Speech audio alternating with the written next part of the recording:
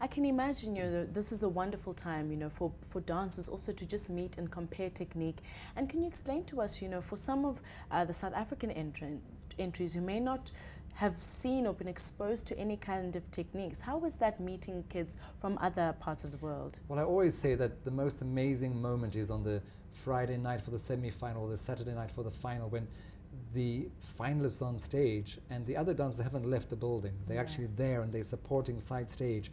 And it's incredible to see the excitement and the rooting for each other that's taking place. And I always say to them that this is the place where you make connections that will suit you and be of success for you in the future for the rest of your life, because some of these dancers will become artistic directors or ballet masters or mistresses of new companies, or principal dancers in some of the biggest companies in the world. And so it's great for us to be able to compare the styles as well. The European style and the Cuban style and the Korean style are very, very different. They call the steps exactly the same, they turn the same, and yet it's not the same. And it's then also very important for people to realize, but I have a particular affinity for a particular style. We don't all have to like the Cobras or the Titans or the Proteas or the whatever the sporting teams are. You choose your favorite team, and Absolutely. So you choose your favorite style. And some people love the Cubans, and some people love the Koreans, and some people love the Russians, and it doesn't matter. In the end, we all come together and we celebrate ballet. And for me, ballet is so important because every big city that is host to a stock exchange is host to a classical ballet company. There's something universal about ballet. There's something that puts you on par with the rest of the world, where you can measure. And in South Africa in particular, where we are working so hard on transforming the art of classical ballet. My dream is to be able to stage at Swan Lake with an 80% black company. And we're slowly but surely working on it. The young kids that are in the townships that have been doing ballet are not ready yet to compete, all of them.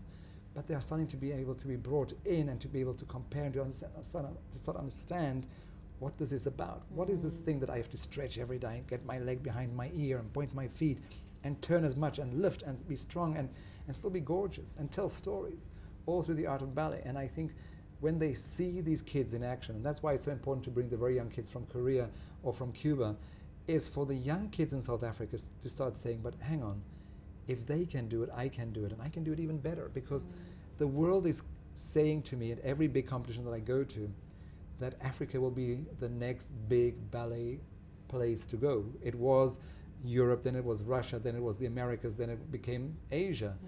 And so where will the next generation of fantastic ballet dancers come from? South Africa. I was very fortunate in 2010 to go to the big one competition, the Youth America Grand Prix, and I met a young ballerina called Michaela de Prince, who was orphaned in Sierra Leone and then was taken to America, and then she was put into ballet.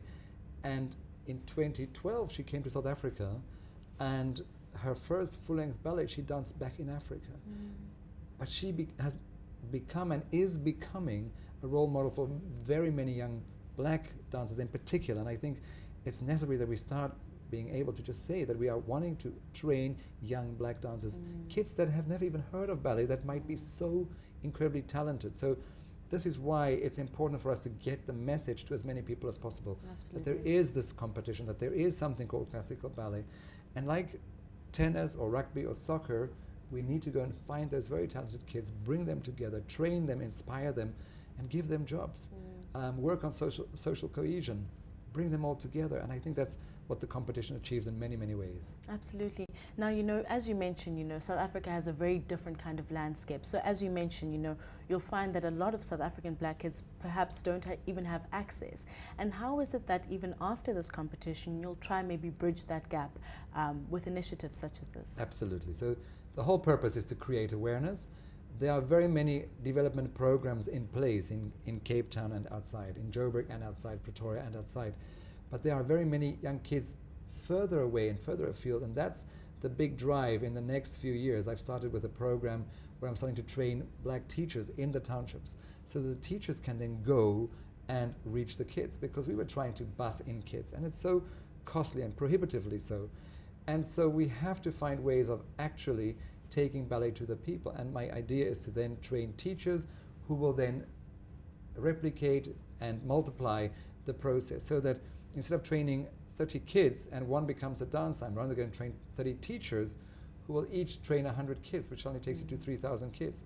And if we then start bringing one teacher from Mdansane or somewhere in Limpopo or somewhere in Mpumalanga, and they start teaching there, then we're getting a pyramid effect, and we will be replicating what they do in many of the countries like France, like Cuba, where they have a system that creates a network that reach out in the furthest corners of the country and the nations to find the very talented kids wherever they are and to make something of them that the world can enjoy with us.